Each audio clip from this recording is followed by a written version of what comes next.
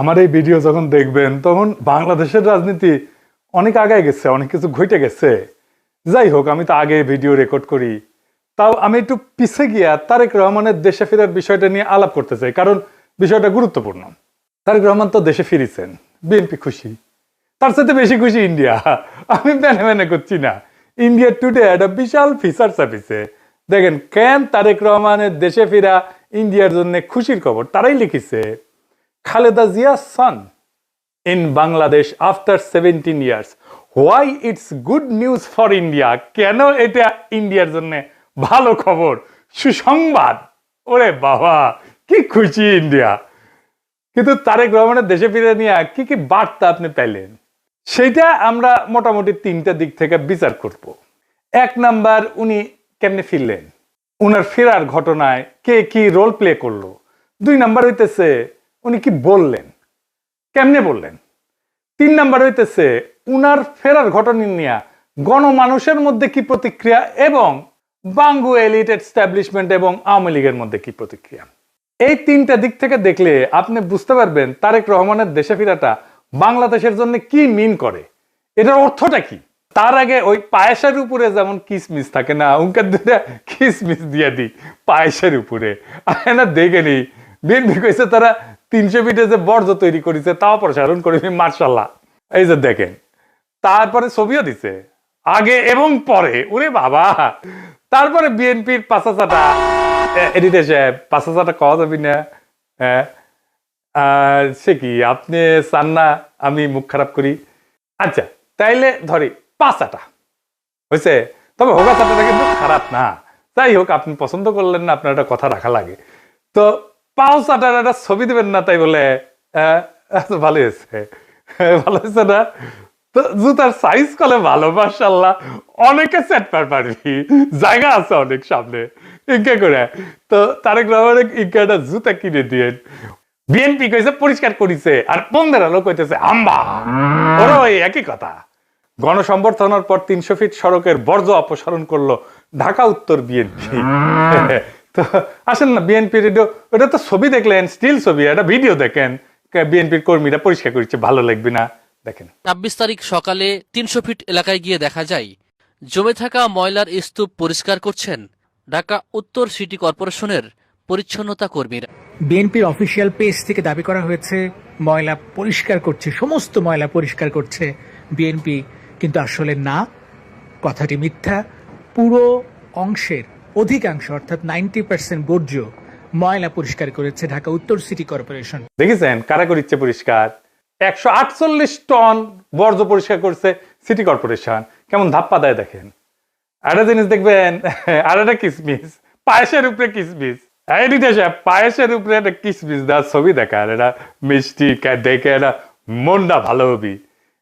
একটা জিনিস দেখেন, মিটিং শুরুর আগে স্টেজের সামনে বোতল ছুঁড়া T20 খেলিচ্ছে, দেখেছেন? কেউ থামাইতে পারতেছে না, পারলে নেতাদের মারে। বড় দল হয়ে করবে কি ওরা? নিজের দলে তো কোনো শৃঙ্খলা নাই, রাষ্ট্র চালাইবে, মিটিং সামলাইতে পারে না, তা আবার নিজের দলের মিটিং, তার নিজের দলের কর্মী তাদের। তো যাই হোক, আলোচনায় আসি। প্রথম পয়েন্ট, তারেক রহমান ফেরার ঘটনায় কে কি রোল প্লে করলো। তারেক রহমানের মূল সিকিউরিটি দিল কে, বলেন তো? কে দিল? এটাই হইতেছে কে কি রোল প্লে করলো। এটা একটা বিশাল বার্তা আছে বলে। সেনাবাহিনী, কোন স্পেশাল ফোর্স না, র্যাব না, পুলিশ না, এসএসএফ না, পুরা দস্তর সেনাবাহিনী। এই জায়গাটা খেয়াল করবেন। স্বরাষ্ট্র মন্ত্রণালয়ের নিরাপত্তা ব্রিফিং আপনি পাবেন সব জায়গায়, কয়া হয়েছে এটা সিভিল ফোর্স করবে, কোথাও সেনাবাহিনী মোতায়েন করা হবে বলা হয়নি। এটার দায়িত্ব ছিল ডিএমপির। দেখেন ডিএমপির ব্রিফিং দেখেন, 2000 পুলিশ সদস্য মোতায়েন থাকার কথা ছিল। পুলিশ দেখেছেন অল্প কিছু দেখতে পারেন, দেখেন নাই, মূলত চারিদিকে ঝাঁকে ঝাঁকে আর্মি। দেখেন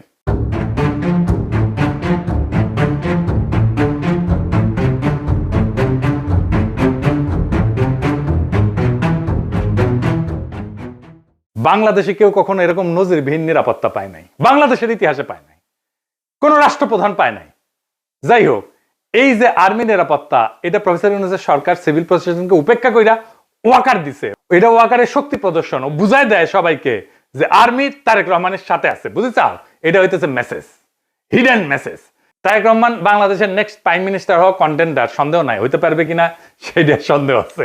তো ওই তো একাই কন্টেন্ডার না, তাই না? ওনার দলের কাছাকাছি সাংগঠনিক শক্তি নিয়ে প্রতিদ্বন্দ্বী রাজনৈতিক জোট দাঁড়াইতেছে, এমন একটা ভাব তৈরি করা হইতেছে তারেক রহমান না থাকলে বাংলাদেশ উচ্ছন্নে যাবে, উনিই পারবেন বাংলাদেশকে পথে আনতে। যাই হোক, আমরা পরের ইস্যুতে যাই। উনি কি বললেন, কেমনে বললেন, আমরা এই ইস্যুতে ফিরে আসব। কেন এরকম ধারণা তৈরি করা হয়েছে উনি নেক্সট প্রাইম মিনিস্টার এবং উনি দেশটাকে ঠিক করতে পারবেন? উনি বক্তৃতায় নিরাপদ জীবন, নিরাপত্তা, এই জীবন জিনিসটা বারবার উল্লেখ করছেন, 5 বার। একটি নিরাপদ বাংলাদেশ আমরা গড়ে তুলতে চাই। নিরাপদে ঘর থেকে বের হলে নিরাপদে ইনশাআল্লাহ ঘরে আবার ফিরে আসতে পারে। যে কোনো মূল্যে আমাদেরকে নিশ্চিত করতে হবে যাতে মানুষ নিরাপদ থাকতে পারে। শিশু হোক, নারী হোক, পুরুষ হোক, যে কোনো বয়স, যে কোনো শ্রেণী, যে কোনো পেশা, যে কোনো ধর্মের মানুষ যেন নিরাপদ থাকে, এই হোক আমাদের চাওয়া। আজকে বিগত 15 বছর স্বৈরাচারের বিরুদ্ধে শত শত হাজারো গুম খুনের শিকার হয়েছে শুধু রাজনৈতিক দলের সদস্য নয়, নিরীহ মানুষের প্রতিবাদ করতে গিয়ে অত্যাচার নির্যাতনের শিকার হয়েছে, জীবন দিয়েছে।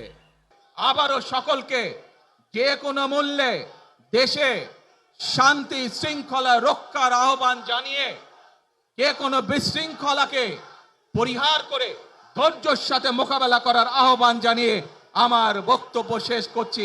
এটা কোনো দুর্ঘটনাবশত কাকতালীয় ঘটনা না, এই বারবার ফিরে আসা, এইটা সেন্ট্রাল থিমেটিক অ্যাঙ্কর তার বক্তৃতার। পুরা বক্তৃতায় ছড়ায় থাকা কোর মেসেজ। এটা শুধু একটা কথার কথা না, পুরা বক্তৃতার একটা নৈতিক ফ্রেম এই নিরাপত্তা, মানুষের নিরাপত্তা। ভাষণের প্রধান নরমাটিভ ক্লেম মানুষ যেন নিরাপদ থাকে। নরমাটিভ ক্লেম কারে কয় জানেন তো? জানেন অবশ্যই, তাও কই আর কি। নরমাটিভ ক্লেম বলতে বোঝায় এমন একটা বক্তব্য যে যা কি হওয়া উচিত, কি করা উচিত, বা কোনটা নৈতিকভাবে সঠিক বা ভুল, এই প্রশ্নগুলোর উত্তর দেয়। এটা কোনো বাস্তব বর্ণনা না, এটা মূল্যবোধ, নৈতিকতা এবং আদর্শ নিয়ে কথা বলে। নরমাটিভ ক্লেম সবসময় এরকম হওয়া উচিত টাইপের দাবি, এবং এই নরমাটিভ ক্লেমের বৈশিষ্ট্য সত্য মিথ্যা দিয়ে যাচাই করা যায় না। এটা নৈতিক, রাজনৈতিক বা সামাজিক মূল্যবোধ প্রকাশ করে। এইগুলো নীতি নির্ধারণে ব্যবহার করা হয় এই শব্দটা। উচিত, দরকার, ন্যায়সঙ্গত, অন্যায়, ভালো, মন্দ, এগুলো হইতেছে নরমাটিভ ক্লেম। যেমন ধরেন, আমি যদি বলি রাষ্ট্রের দায়িত্ব নাগরিকদের নিরাপত্তা নিশ্চিত করা, এটা নরমাটিভ ক্লেম, বুঝলাও? তারপরে ধরেন গুম খুনের বিচার হওয়া উচিত, এটা নরমাটিভ ক্লেম। সব মানুষের সমান অধিকার থাকা দরকার, এটা নরমাটিভ ক্লেম। কি হওয়া উচিত এটা বলতেছে।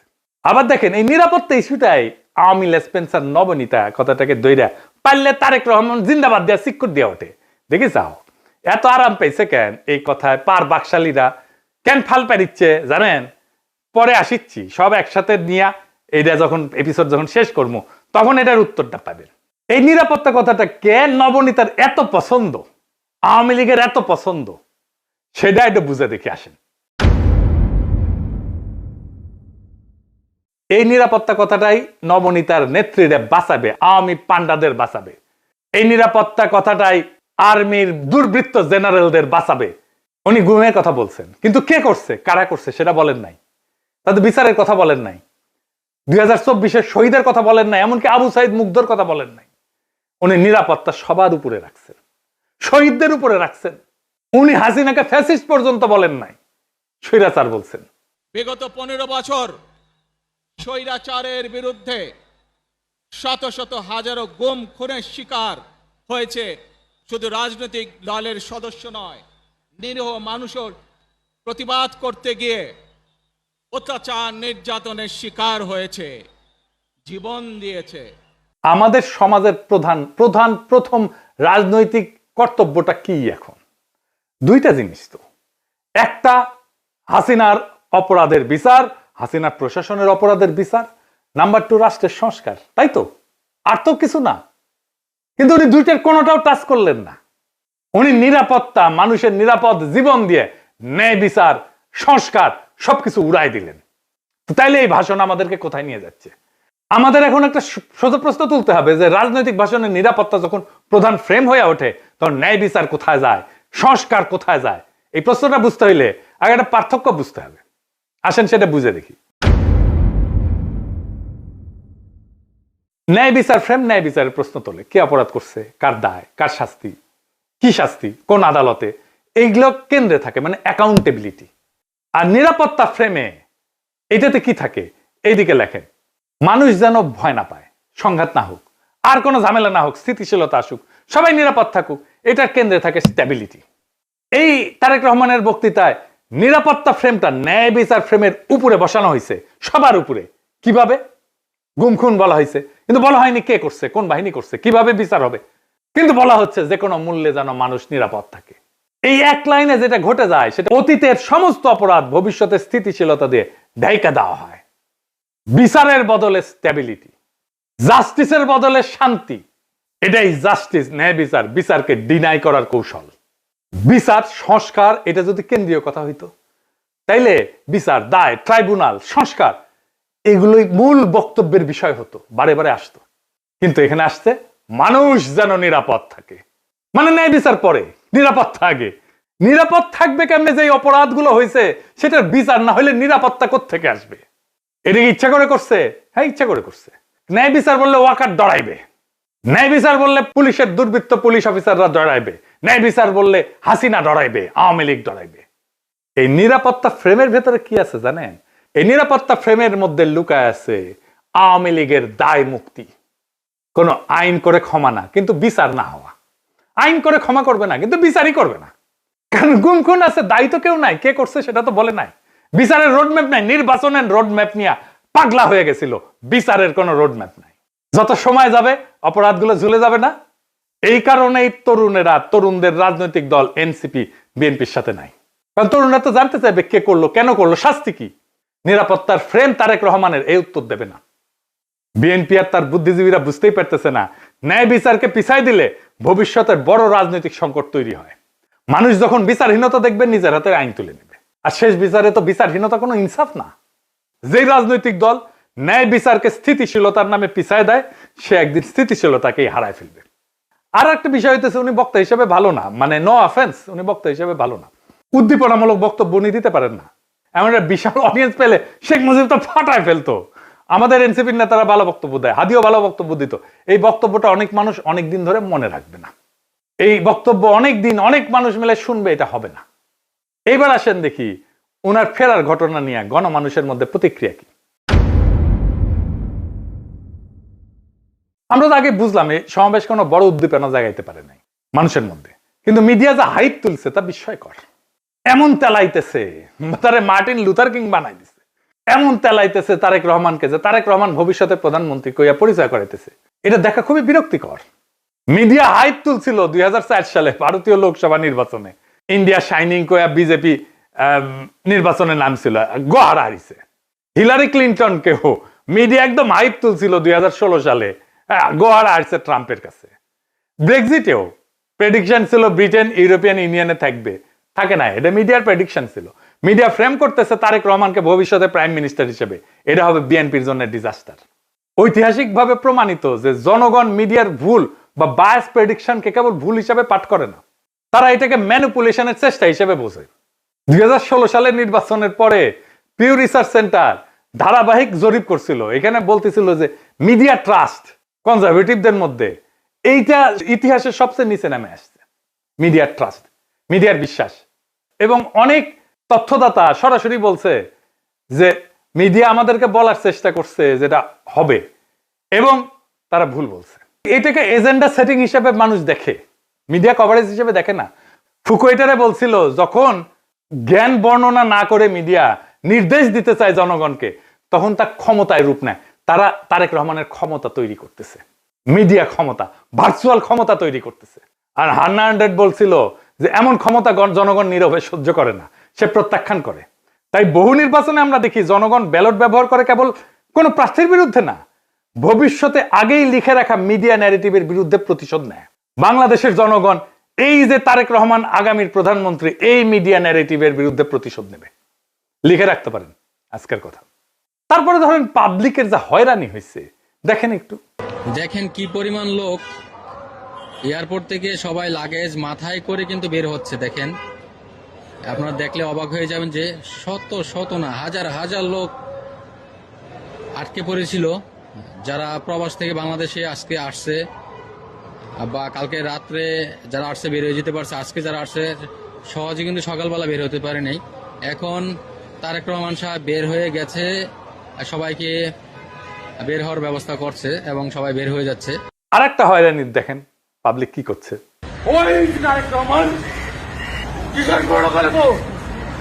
আপনি এগের যাত্রী কয়টা বাজছেন এখানে? আপনার অনুভূতি কি? মানে এই যে 2টা বাজে আসছেন, এখন 6টা বাজে। খারাপ লাগছে, মনে হচ্ছে লোকটাকে পায়ে ঝুঁকা দিতে পারতাম। খুবই কান্না পাচ্ছে, খুবই কি বলবো, ভাষায় প্রকাশ করতে পারতেছি না। একদিকে তো অসুস্থ লোক আসছিলকে দেশের বাড়ি চিকিৎসা করার জন্য, তারপরে এই পরিস্থিতি, দুঃখ লাগতেছে যে আমরা আইছি বাইরে থেকে, আজকে শখ করে একটা গাড়ি নিয়ে আসছে আর এই গাড়ি আমার এয়ারপোর্টের মধ্যে ঢুকতে দিল না। আমি এইভাবে ঠেলিয়ে ঠেলে নিতেছি, এতে তো আমার কাছে ওইটাই মনে হয় যে আমরা মনে হয় যে অপরাধী করছি। তারেক রহমানকে যে বাংলাদেশের ত্রাতা হিসেবে দেখানো হইতেছে, বাঙ্গু সুশীলদের শিরোমণি মতিউর রহমান কইছে যে দেশে রাজনৈতিক শূন্যতা চলতেছে, তারেক রহমান আরো আগে আসলে ভালো হইতো, মানে এই শূন্যতা কাটতো। শুনেন, আমি ব্যক্তিগতভাবে এটা মনে করি যে দেশে একটা রাজনৈতিক শূন্যতা রয়েছে, চলছে, এটা একটা বিপজ্জনক। আমি সবসময় ভাবতাম বা এখনও মনে করি যে বিএনপির ভারপ্রাপ্ত চেয়ারম্যানের আর একটু আগে, বেশ একটু আগে যদি আসতে পারতেন, তাহলে এক্ষেত্রে হয়তো বিএনপি এবং দেশের মধ্যে একটা ভালো সুবিধাজনক অবস্থা তৈরি হতে পারত। তাকে বাংলাদেশের রাজনীতিতে অপরিহার্য প্রতীকে পরিণত করা হয়েছে। তারেক রহমানের রাজনৈতিক শক্তি যেদিন থেকে তারেক রহমানকে রাজনীতিতে অপরিহার্য প্রতীকে পরিণত করা হয়েছে, তারেক রহমানের রাজনৈতিক শক্তি সেদিনই শূন্য হয়ে গেছে। তারেক রহমানকে ছাড়া বিপ্লব হইল না একটা, ওনাকে ছাড়া তো ওনাকে ছাড়া দেশ বাঁচবে না, রাষ্ট্র বাঁচবে না, এটা একটা কথা। জনগণের কোনো এজেন্সি নাই, যে নেতাকে অপরিহার্য বানানো হয় সে আর কোনো রাজনৈতিক অ্যাক্টর থাকে না, সে পরিণত হয় একটা স্থির মূর্তিতে যাকে সবাই রক্ষা করে কিন্তু কেউ চালাইতে চায় না। কারণ রাজনৈতিক অ্যাক্টর হওয়ার মানে হইল সিদ্ধান্ত নেওয়া, আর অপরিহার্য হওয়ার মানে হইল সিদ্ধান্ত এড়ায় যাওয়া। সিদ্ধান্ত মানেই ঝুঁকি, আর ঝুঁকি মানেই প্রতীকের ক্ষয়। তাই সেই নেতার চারপাশে এমন এক সুরক্ষা বলয় তৈরি করা হয় যেখানে প্রত্যেকটা সম্ভাব্য সিদ্ধান্ত আগে আটকায় যায়। সে কথা বলে সাবধানে, নড়ে অনুমতি নিয়া, কার্যত উন্নতের সিদ্ধান্তের বাহক হইয়া ওঠে। আর সে ব্যর্থতার দায় নিতে পারে না, কারণ দায় নেওয়া মানেই তো মানুষের কাতারে নামায় না, সেই প্রতীক ভেঙে যাওয়া, যে অপরিহার্য ফ্রেম তৈরি করা হয়েছে, এই ন্যারেটিভ ভেঙে যায়। ফলে রাজনীতি ব্যক্তির হাত ধরে আগায় না, ওই ব্যক্তিকে ঘিরে জমে থাকে, জমাট হইয়া থাকে। তারেক রহমান কোনো সিদ্ধান্ত নিতে পারতেছে না, আমি দেখাই দেবো সিদ্ধান্ত নিতে পারতেছে না, ওটা আমি দেখাই দেবো এই কয়েকদিনের মধ্যেই। এই অবস্থায় নেতার উপস্থিতি শক্তির চিহ্ন না, বরং স্থবিরতার প্রমাণ। অপরিহার্য নেতা মানে শক্তিশালী নেতা না, অপরিহার্য নেতা মানে এমন একজন যাকে ব্যবহার করা যায় না, শুধু পাহারা দেওয়া যায়। তাই দেখতেছেন না, খালি পাহারা আর পাহারা, নজিরবিহীন পাহারা। এত পাহারা বাংলাদেশের ইতিহাসে কেউ পায় নাই। উনি কিচ্ছু করতে পারবেন না, রাজনীতি তো দূর কি বাদ, কিছুই করতে পারবেন না। আর বড় দল কিন্তু চিপসের প্যাকেটের মতো বেশিরভাগই বাতাস, মিচিয়ানা চিপস। দলের প্রধান নেতা আসবে, মির্জা ফখরুল বলল তারেক রহমান যেদিন আসবে সেদিন দেশ যেন কাঁপে ওঠে, কাঁপুনি দেবে।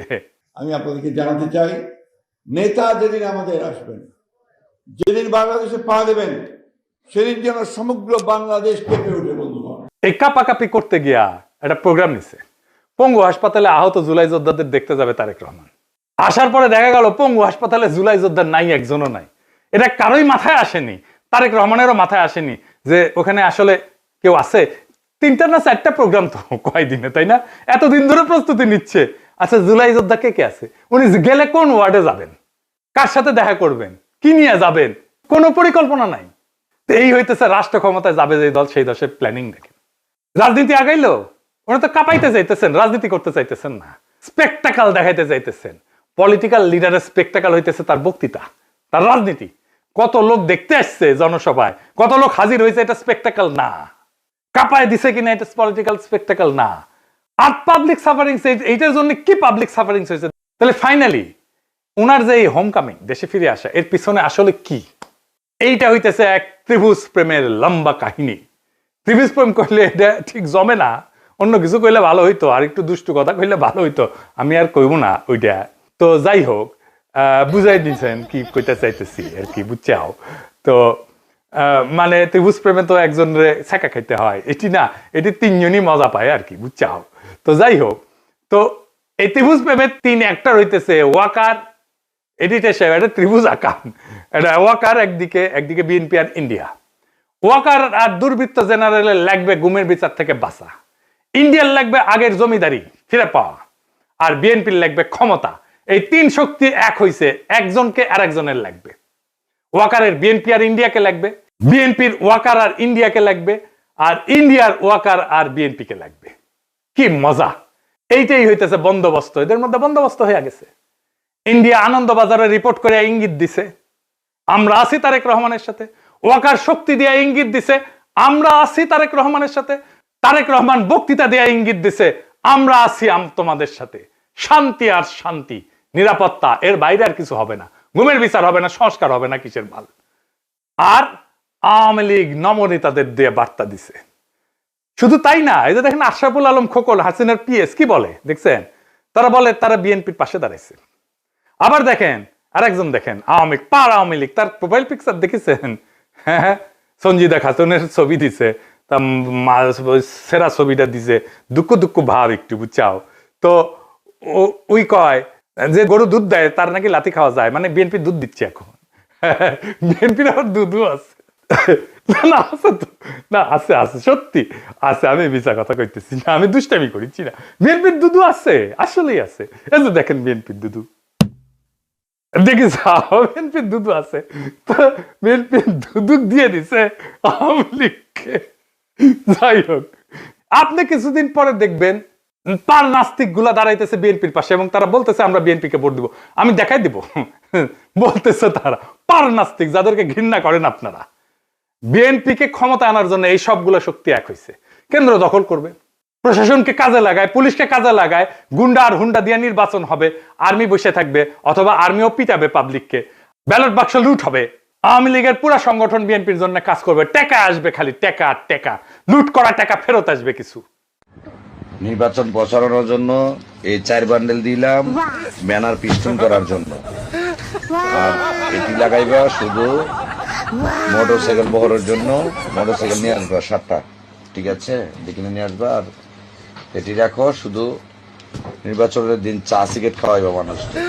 আর এই 7-8 বান্ডেল যেটি আছে, সকালবেলা সীসা খাইবা, হ্যাঁ সীসা খাইবা বৈশা। আমি পাস করবো না, সমস্যা নেই। সেই টাকা বিএনপি নির্বাচনের জন্য কাজে লাগবে। এই জন্য খোদা বক্সকে সরাই দিছে প্রফেসর ইউনূসের সরকার। প্রশাসন, পুলিশ, জেনারেলরা মাথায় রাখেন, এই নির্বাচন আমাদের আজাদির নির্বাচন। সংসদের কাজ রাষ্ট্রে ইনসাফ কায়েম করা। আমার আগের ভিডিওটা দেখে নিয়েন, বিস্তারিত আলাপ করছি কিভাবে সংসদ আইন তৈরির মাধ্যমে সমাজের মাঝে থাকা ইনসাফের ধারণা রাষ্ট্রের আইনের মধ্যে ঢুকে দেয়। রাষ্ট্রকে ইনসাফমুখী করে তোলে সংসদ। এই ইনসাফের রাষ্ট্রই আমাদের আজাদির দিকে নিয়ে যায়। আমাদের প্রত্যেকটা ভোটকে আমাদের মাঠে রক্ষা করতে হবে। প্রশাসন যদি গণরায়কে ছিনায় নিতে চায়, তাহলে ভোট ডাকাতদের এইবার বিতাড়িত করব বাংলাদেশ থেকে। আর এইবার প্রশাসনের, পুলিশের কাউরে যদি পক্ষপাত করতে দেখা যায়, কোনো মাপ কিন্তু নাই। আগামী সরকার বিএনপির হবে না, প্রফেসর ইউনূসের সরকারের মতো ধ্বজভঙ্গ সরকারও হবে না। তাই খুব খেয়াল, ভোট রক্ষার লড়াইয়ের জন্য তৈরি হন। এইবার ভোট দিলেই হবে না, কেন্দ্র পাহারা দিতে হবে, প্রত্যেকটা ভোটকে আমাদের রক্ষা করতে হবে। আর এক নতুন ভোট আনার লড়াইয়ের জন্য তৈরি হন। ইনকিলাব জিন্দাবাদ।